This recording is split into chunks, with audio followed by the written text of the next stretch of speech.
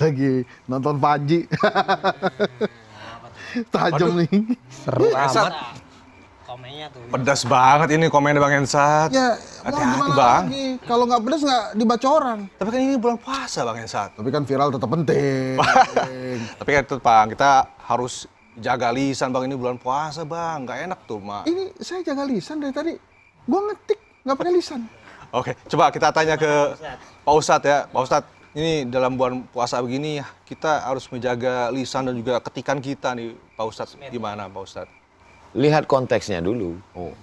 Jadi kalau kita mau mengatakan perbuatan ini mungkar, iya kalimat yang digunakan dengan intonasinya juga, nggak mungkin saya mau mengatakan ini mungkar. Ini perbuatan mungkar. Mari kita hancurkan Israel. Nggak bisa. Jadi ada bunyi kata, intonasi suara, kalau dia ngomong, ada juga pilihan kata ketika dia dalam bentuk tulisan. Nabi mengatakan, la uharriqanna alaihim buyutahum. Kan keras itu, tajam itu. Aku akan bakar rumah mereka. Walaupun nggak ada rumah yang pernah dibakar oleh Nabi. Tapi penggunaan kata bakar di situ adalah menimbulkan ketakutan, ancaman. Untuk siapa? Untuk orang yang meninggalkan sholat berjamaah.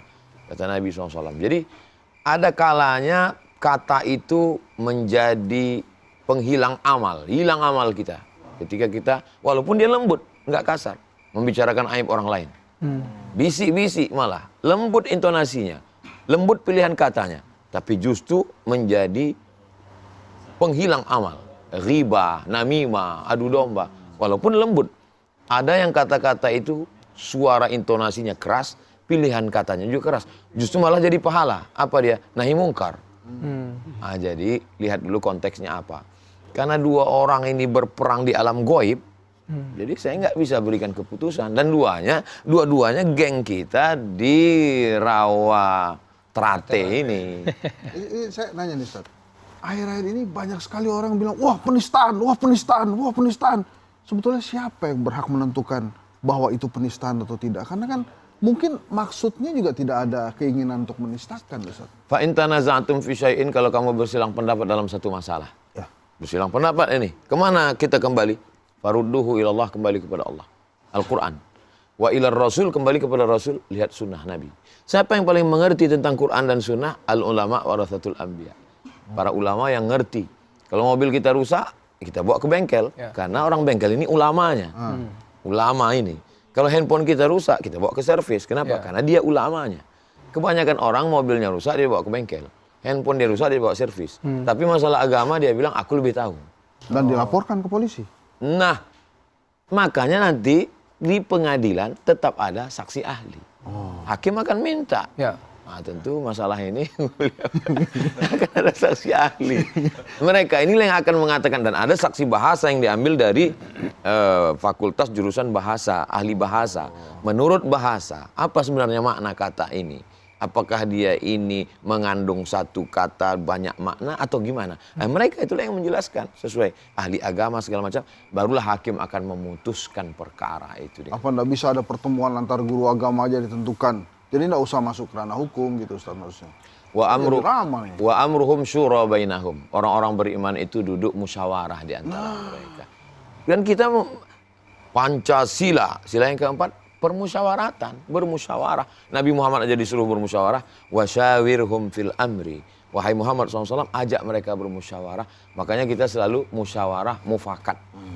Ustaz Somad, bisa nggak ini ada masalah warisan Pak Ustadz? Ini ada masalah talak, jatuh satu, jatuh tiga atau gimana? Musyawarah dulu. Tapi kalau nggak putus gini, al-hakim yarfa'ul khilaf. Maka hakimlah yang akan menyelesaikan permasalahan.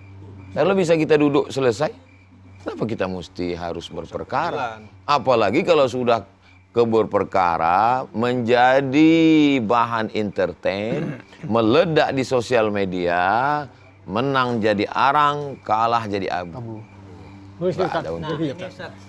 Iya Bang Raja. Kalau kita kan kadang di medsos nih, suka kepancing. Mancing lah emosi orang lain gitu kan.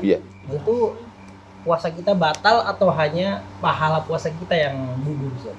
Man lam yada qaulaz zur, siapa yang tidak meninggalkan kata-kata dusta, bohong, tipu, ghibah, namimah, adu domba, gosip. Wal amal bihi, tidak meninggalkan perbuatan tipu, bohong, dusta. Pertama ucapan, kedua perbuatan, tindakan. Falaisa lillahi hajatun fi ayyada'a ta'amahu wa syarabahu. Perbuatan dia nahan makan, nahan minum, enggak ada gunanya bagi Allah. Artinya Allah enggak akan berikan balasan. Jadi puasa ini bukan hanya sekedar tahan makan, tahan minum, tahan lisan, dan sekarang tambah lagi tahan jempol. Tapi Ustadz, susah sekali ya. Kita sebagai manusia itu susah sekali mengontrol itu. Menahan lapar dan haus bisa. Tapi menahan lisan, menahan ketikan itu susah banget. Sebetulnya kita nggak nahan, mengalihkan. Saya bisa nahan mata, pejam. Saya bisa nahan mulut, tutup. Tapi kalau untuk menahan pikiran nggak bisa. Mengalihkan ke yang lain. Kita alihkan ke masalah sosial. Kenapa sosial? Karena sebetulnya puasa ini kan merasakan perasaan orang lain. Sudah berapa panti, ini udah berapa hari puasa nih, berapa panti yang udah kita datangi. Berapa anak yatim yang udah kita kasih. Berapa bacaan Al-Quran kita. Yang sibuk dengan medsos. Kalau dihitung dari pagi, petang, siang, malam, berapa kali buka handphone, berapa juz yang sudah terbaca sebetulnya. Tanpa harus menghakimi orang, kitalah yang menghakimi diri kita sendiri, menyadarkan kita sendiri. Itulah beda anak-anak dengan orang dewasa. Maka ketika itu kita lakukan, insya Allah kita mengalihkan konsentrasi. Mengalihkan perhatian kita dari yang sibuk mikirin orang lain, sibuk memikirkan umat, anak yatim, fakir miskin, kebangsaan, keumatan. Tuba liman syaghalahu, berbahagialah orang yang sibuk memikirkan aibnya, cacatnya, dosanya, kekurangannya, an uyubin nas, sehingga dia nggak sempat memikirkan aib orang lain. Itulah kenapa saya sering banget mikirin perut saya, Ustaz. Apalagi puasa begini kan saya mikirin perut gitu. Coba nggak mikirin perut Daripada orang mikir lain. perut orang lain. Mendingan saya pikir perut saya sendiri. Betul. Dari tadi saya gelisah nih gimana cara duduk yang enak. Iya Pak Ustadz. Kadang-kadang waalaikum naroh. Jadi bagaimana seseorang kan tergantung dari ini orang pendiriannya masing-masing. Terus bagaimana pertanyaannya yang pertama nih? Bagaimana orang kalau sudah mengamalkan amalan tersebut, begitu dengan ditutup dengan wa'ufa itu amri illallah. Itu boleh gak, Tat? Ya ayyuhalladzina amanu, hai orang beriman, ku anfusakum, jaga dirimu. Wa ahlikum, jaga keluargamu, istrimu, anakmu, naro, dari api neraka. Itu level al-kasbu, ikhtiar, usaha. Usaha dari kita. Nah, tanda kita orang beriman atau tidak, kalau orang yang tidak bertuhan, nggak ada itu Tuhan. Cukup dia saja. Nah, kita setelah usaha, setelah itu baru level Allah. Wa ufawwidu amri ilallah. Semuanya kuserahkan kepada Engkau ya Allah. Apa gunanya penyerahan pada Allah? Kalau berhasil, nggak sombong. Kalau gagal, nggak stres. Tapi kalau berhasil tanpa melibatkan Tuhan, innama utituhu ala ilmin indi. Ini semua gara-gara saya, otak saya, pikiran saya. Kata siapa itu? Kata Qarun. Ana rabbukumul a'la. Aku Tuhan kamu. Kata siapa? Kata Fir'aun. A'ilahun ghairi, adakah Tuhan selain aku? Kata siapa? Kata Namrus. Ujung-ujungnya nanti mempertuhankan diri sendiri. Tapi kalau kita melibatkan Allah, berhasil ya Pak? Alhamdulillah, Masya Allah, Tabarakallah, la haula wa la quwata illa billah. Andai gagal, rencana Allah jauh lebih indah.